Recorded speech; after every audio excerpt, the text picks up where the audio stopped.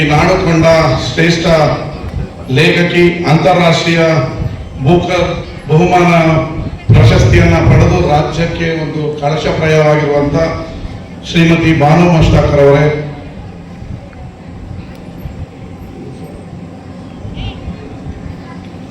ಸಾಹಿತಿಗಾರರಾದಂತ KP ಮಾಲಿಂಗು ಅವರೇ, ಸಣ್ಣ ಮತ್ತು ಕೈಗಾರಿಕಾ ನಿಗಮದ ಉಪಾಧ್ಯಕ್ಷರಾದಂತ ವಿಜಯಲಕ್ಷ್ಮಿ ರಘುನಂದನ್ ಅವರೇ, ನಮ್ಮ ಮಂಕುತಿಮ್ಮ ಟ್ರಸ್ಟ್ ನ ವಿನಯ್ ಅವರೇ, ಸಾಹಿತಿಗಳು, ಈ ಜಿಲ್ಲೆಯ ಹೋರಾಟಗಾರರು, ಶಿಕ್ಷಣ ತಜ್ಞರು ಆದಂತ ನಮ್ಮ ಮೀರಾ ಶಿವಲಿಂಗಯ್ಯ ಅವರೇ, ಶೈಲೇಂದ್ರ ಅವರೇ, ಸಂದೇಶ್ ಅವರೇ, ನಮ್ಮ ಚಿಕ್ಕಮಂಡ್ಯ ಆನಂದ್ ಅವರೇ, ಹಾಗೂ ವೇದಿಕೆ ಮೇಲಿರುವಂತ ಎಲ್ಲ ಗೌರವಾನ್ವಿತ TD ನಾಗರಾಜ್ ಅವರೇ, ಗೌರವಾನ್ವಿತ ಅತಿಥಿಗಳೇ, ಹೋರಾಟಗಾರರೇ, ಮಕ್ಕಳೇ, ಸ್ನೇಹಿತರೆ, ಇವತ್ತು ಸಂವಿಧಾನದ ಉಳಿವಿನ ಜಾಗೃತಿ ಸಮಾವೇಶ ಆಗಿದೆ. ಕಳೆದ 15 ವರ್ಷಗಳಿಂದ ಈ ಭಾರತದಲ್ಲಿ ಸಂವಿಧಾನವನ್ನ ಉಳಿಸೋಕೆ, ಈ ಭಾರತವನ್ನ ಕಟ್ಟಿದ ಸಂವಿಧಾನವನ್ನ ಉಳಿಸೋದಕ್ಕೆ ಹೋರಾಟ ಮಾಡ್ತಾ ಇದೀವಿ ಅಂದ್ರೆ ನಮ್ಗಿಂತ ಪಾಪಿಗಳು ಈ ದೇಶದಲ್ಲೇ ಇಲ್ಲ. ಈ ದೇಶವನ್ನ ಕಟ್ಟಿದವರು ನಾವು, ಈ ಸಂವಿಧಾನವನ್ನ ರೂಪಿಸಿದವರು ನಾವು. ಈ ದೇಶದಲ್ಲಿ ಸಂವಿಧಾನವನ್ನ ಉಳಿಸಬೇಕು ಅಂತ ಹೋರಾಟವನ್ನ ನಾವು ಮಾಡ್ತಾ ಇದೀವಿ. ಯಾಕೆ ಅಂತ ಹೇಳಿದ್ರೆ ಅಧಿಕಾರದಲ್ಲಿ ಇರುವಂತವರು ಸಂವಿಧಾನಕ್ಕೆ ಯಾವಾಗ ತೊಂದರೆಯನ್ನ ಮಾಡ್ತಾರೆ, ಅವ್ರಿಗೊಂದು ನಿಲುವಿಲ್ಲ, ಅವ್ರಿಗೊಂದು ಮಕ್ಕಳ ಸ್ವಲ್ಪ ಸುಮ್ಮನೆ ಇರ್ಬೇಕು, ಅವ್ರಿಗೊಂದು ನಿಲುವಿಲ್ಲ, ಅವ್ರಿಗೊಂದು ಹೋರಾಟದ ಕೆಚ್ಚಿಲ್ಲ, ಅವ್ರು ತಾನು ಏನು ಮಾಡ್ತೀನಿ ಅನ್ನೋದೊಂದು ಅವ್ರಿಗೆ ಗೊತ್ತಿಲ್ಲ. ನಾವು ಹಿಂದೂಗಳ ಪರ ಅಂತಾರೆ, ಬಾಂಗ್ಲಾದೇಶದಲ್ಲಿ ಹಿಂದೂಗಳನ್ನ ಹೊಡಿತಾ ಇದ್ರೆ ಬಾಯಿ ಮುಚ್ಕೊಂಡು ಕೂತಿರ್ತಾರೆ. ಅಟ್ಲೀಸ್ಟ್ ಅವ್ರ ಪರನಾರ ಮಾತಾಡಿ ಅಂತ ಈ ದೇಶ ಕೇಳಿದ್ರೆ ವೋಟ್ ಬಂದಾಗ ಮಾತಾಡ್ತೀನಿ, ಪಶ್ಚಿಮ ಬಂಗಾಳದ ಎಲೆಕ್ಷನ್ ಇನ್ನೂ ಘೋಷಣೆ ಆಗಿಲ್ಲ, ಅವತ್ತು ಮಾತಾಡ್ತೀನಿ ಅಂತ ಈ ದೇಶದ ಪ್ರಧಾನಿ ತಮ್ಮ ಬಾಯನ್ನ ಮುಚ್ಕೊಂಡಿರ್ತಾರೆ. ಬಾಂಗ್ಲಾದೇಶದಲ್ಲಿರೋ ಹಿಂದೂಗಳಲ್ವಾ, ಅವ್ರು ಹೊಡಿತಾ ಇದ್ದಾರೆ, ಅವ್ರಿಗಾರ ಮಾತಾಡಿ ಅಂತ ಹೇಳಿದ್ರೆ ಎಲೆಕ್ಷನ್ ಅನೌನ್ಸ್ ಆಗಿಲ್ವಲ್ಲ. ಇವರು ಪ್ರಾದೇಶಿಕ ವ್ಯವಸ್ಥೆಯನ್ನ ಎಲ್ಲೆಲ್ಲಿ ಎಲೆಕ್ಷನ್ ಇರುತ್ತೆ ಅಲ್ಲಲ್ಲಿ ದೇಶದ ವಿರೋಧಿಯನ್ನ ಗುರುತಿಸ್ತಾರೆ. ಬಾಂಗ್ಲಾದೇಶ, ಪಶ್ಚಿಮ ಬಂಗಾಳದಲ್ಲಿ ಎಲೆಕ್ಷನ್ ಇದ್ದಾಗ ಬಾಂಗ್ಲಾದೇಶ ನಮ್ಮ ವಿರೋಧಿ, ಪಂಜಾಬ್, ಕಾಶ್ಮೀರ, ಮಹಾರಾಷ್ಟ್ರದಲ್ಲಿ ಎಲೆಕ್ಷನ್ ಇದ್ದಾಗ ಪಾಕಿಸ್ತಾನ ವಿರೋಧಿ.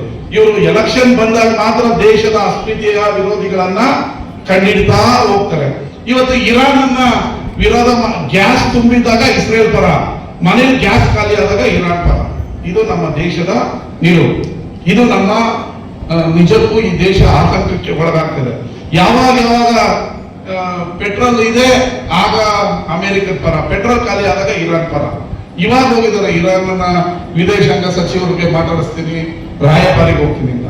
ನಿಮಗೊಂದು ನಿಲುವಿರಬೇಕು. ನಮ್ಮ ದೇಶದ ಸುತ್ತಲೂ ಇರೋ ನೇಪಾಳ ಜೊತೆ ನಿಮ್ ಸಂಬಂಧ ಚೆನ್ನಾಗಿಲ್ಲ, ಮಾಲ್ಡೀವ್ಸ್ ಜೊತೆ ಚೆನ್ನಾಗಿಲ್ಲ, ಶ್ರೀಲಂಕಾ ಜೊತೆನೂ ಚೆನ್ನಾಗಿಲ್ಲ, ಚೈನಾ ಜೊತೆ ಚೆನ್ನಾಗಿಲ್ಲ. ನೀವು ಯಾರ ಜೊತೆ ಚೆನ್ನಾಗಿದ್ದೀರಾ? ರಷ್ಯಾ ನಮ್ ಕಷ್ಟ ಬಂದಾಗೆಲ್ಲ ಕೈ ಇಡ್ತಾ ಇದ್ರು, ಪೆಟ್ರೋಲ್ ಅರ್ಧ ರೇಟ್ ಕೊಡ್ತೀವಿ ಅಂದ್ರು. ಅಮೆರಿಕದವರು ಎದುರಿಸುದು ಅಂತೇಳಿ ಅವ್ರ ಜೊತೆ ಪೆಟ್ರೋಲ್ ತಗೊಳ್ಳಲ್ಲ. ಈಗ 20% ಜಾಸ್ತಿ ಕೊಟ್ಟು ರಷ್ಯಾದ ಹತ್ರನೇ ಪೆಟ್ರೋಲ್ ತಗೋತಾ ಇದ್ದೀರಾ. ನಾಚಿಕೆ ಆಗ್ಬೇಕು ನಿಮಗೆ. ರಷ್ಯಾ ಅಳದು ನಮ್ಮ ಭಾರತಕ್ಕೆ ಬಂದ್ರೆ ಟಿವಿಲಿ ಹಾಕೋತಾ ಇದ್ದೀರಾ. ಮೋದಿ ಫೋನ್ಗೆ ಇರಾನ್ ಅವರು ಪೆಟ್ರೋಲ್ ಹಡಗನ್ನ ಬಿಟ್ರು ಅಂತ. ನಾಚಿಕೆ ಆಗ್ಬೇಕು. ಎಲ್ಲಿ ಹೋಗ್ತಾ ಇದೆ ಈ ದೇಶ?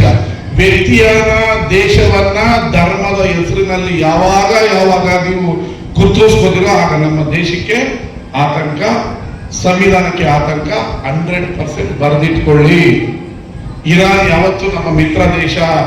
ನಾವು ಪಾಕಿಸ್ತಾನದ ಮೇಲೆ ಯುದ್ಧ ಮಾಡಬೇಕಾದ್ರೆ ಅಮೆರಿಕರು ನಮಗೆ ಥ್ರೆಟ್ ಮಾಡಿದಾಗ ನಮಗೆ ಪೆಟ್ರೋಲ್ ಕೊಟ್ಟವ್ರು ಇರಾನ್ ಅವರು, ನಮ್ಮ ಹತ್ರ ಅಕ್ಕಿ ಇಸ್ಕೊಂಡು ಪೆಟ್ರೋಲ್ ಕೊಟ್ಟವ್ರು ಇರಾನ್ ಅವರು, ನಮ್ಮ ಹತ್ರ ಡಾಲರ್ಗೆ ನಾವು ಕೊಡಲ್ಲ ಅಂದಾಗ ರೂಪಾಯಿ ಇಸ್ಕೊಂಡು ಪೆಟ್ರೋಲ್ ಕೊಟ್ಟವರು ಇರಾನ್ ಅವರು.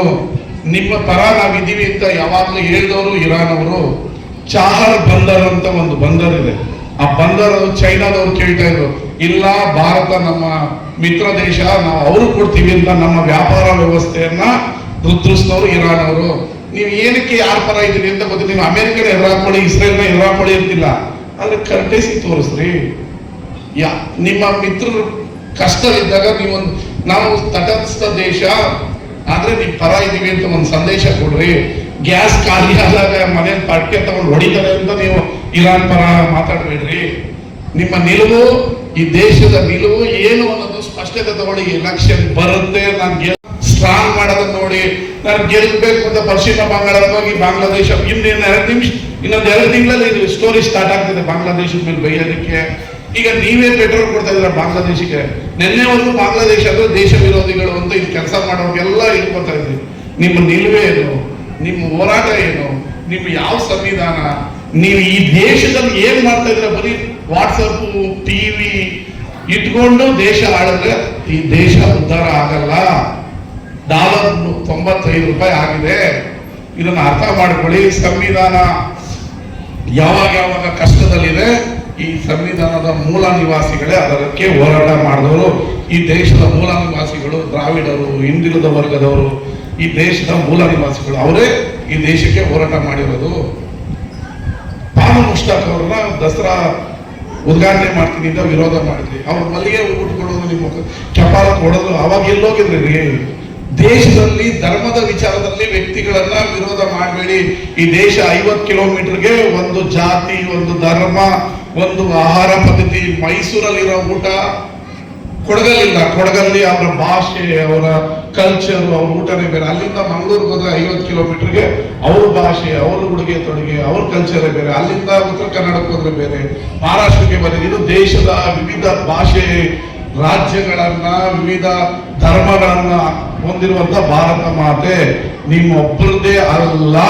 ನಿಮ್ಮಿಂದ ಈ ದೇಶ ಉದ್ಧಾರ ಆಗ್ತಾ ಇಲ್ಲ, ಹಿಂದಕ್ಕೆ ಹೋಗ್ತಾ ಇದೀವಿ.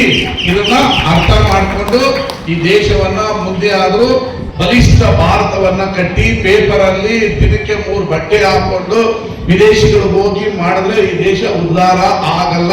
ಹೋಗಿ ನೀವು 70 ದೇಶಕ್ಕೆ ಹೋಗಿದ್ರೆ ಯಾವ ದೇಶದ ಜೊತೆ ಸಂಬಂಧ ಚೆನ್ನಾಗಿದೆ, ಯಾರು ನಿಮ್ಮ ಗುಟಾರಿಗೆ ಕೇಳ್ತಾ ಇದ್ದಾರೆ? ನೇಪಾಳ ನಿಮ್ ಮಾತನ್ನ ಕೇಳ್ತಾ ಇಲ್ಲ. ಇನ್ನು ಯಾವ ದೇಶ ನಿಮ್ ಮಾತನ್ನ ವಿಶ್ವಗುರು ಅನ್ನಿಸ್ಕೊಳ್ತಾ ಇದೀವಿ ಅಂತ ನೀವೆಲ್ಲಾದ್ರೂ ಒಂದು ಅಡ್ವರ್ಟೈಸ್ಮೆಂಟ್ ಕೊಟ್ರೆ ನಿಮಗೆ ಸಾಷ್ಟಾಂಗ ನಮಸ್ಕಾರ ಅಂತ ಹೇಳಿ ಒಂದು ಒಳ್ಳೆ ಕಾರ್ಯಕ್ರಮವನ್ನ MB ಶ್ರೀನಿವಾಸ್ ಅವರ ಸುಪುತ್ರ MB ಶ್ರೀನಿವಾಸ್ ಟ್ರಸ್ಟ್ ವತಿಯಿಂದ ಮಾಡಿದರೆ.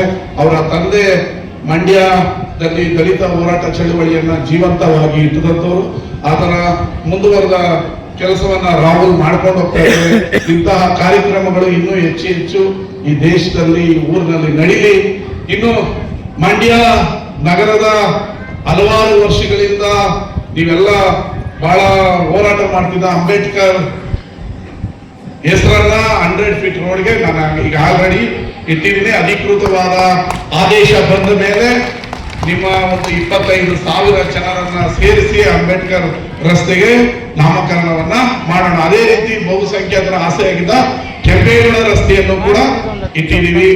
ಈಗ ಕೆಂಪೇಗೌಡ ಸ್ಟ್ಯಾಚ್ಯೂವನ್ನ ಮಾಡ್ತಾ ಇದೀವಿ. ನಾಲ್ವಡಿ ಕೃಷ್ಣರಾಜ ಒಡೆಯರ್ ಅವರ ಪ್ರತಿಮೆ ಬೇಕು, ಮಾಡಬೇಕು ಅಂತ ಕೇಳ್ತಾ ಇದ್ದಾರೆ.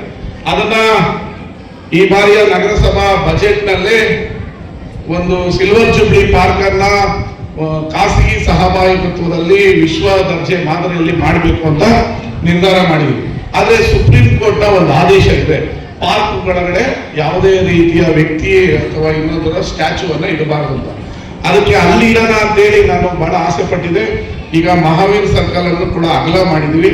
ಅಲ್ಲಿಡದ ಇಲ್ಲ ಇನ್ನು ಎಲ್ಲಿ ಇಡೋದು ಅಂತೇಳಿ DC ಹತ್ರನು ಚರ್ಚೆ ಮಾಡಿ, ಇಲ್ಲ ಕೆಲವರು ಹೇಳ್ತಾರೆ DC ಪಾರ್ಕ್ ಹತ್ರ ಅಂಬೇಡ್ಕರ್ ಅವರು ಜಗಜೀವರಾಮ್ ಇದೆ, ಹಿಂದೆಗಡೆ ದೊಡ್ಡ ಪಾರ್ಕ್ ಇದೆ, ಅಲ್ಲಿ ಕೊಡಿ ಅಂತ ನಿಮ್ಮ ಮತ್ತು ಎಲ್ಲ ಸಂಘಟನೆಗಳನ್ನ ಕರೆದು ಒಂದು ದಿನ ಚರ್ಚೆ ಮಾಡಿ ನಾಲ್ವಡಿ ಕೃಷ್ಣರಾಜರವರ ಒಡೆಯರವರ ಪ್ರತಿಮೆನ ಎಲ್ಲಿ ಸ್ಥಾಪನೆ ಮಾಡಬೇಕು ಅನ್ನೋದನ್ನ ಒಂದು ನಿರ್ಧಾರ ಮಾಡಿ ಬಹಳ ಆಕರ್ಷಕವಾದ ಮೂರ್ತಿ ಸ್ಟ್ಯಾಚ್ಯೂ ಅನ್ನ ಮಾಡಿ ಸ್ಥಾಪನೆ ಮಾಡೋದಕ್ಕೆ ನಾನು ನಿಮ್ಮ ಪರ ಇದೀನಿ. ಅದನ್ನ ಮಾಡ್ತೀನಿ.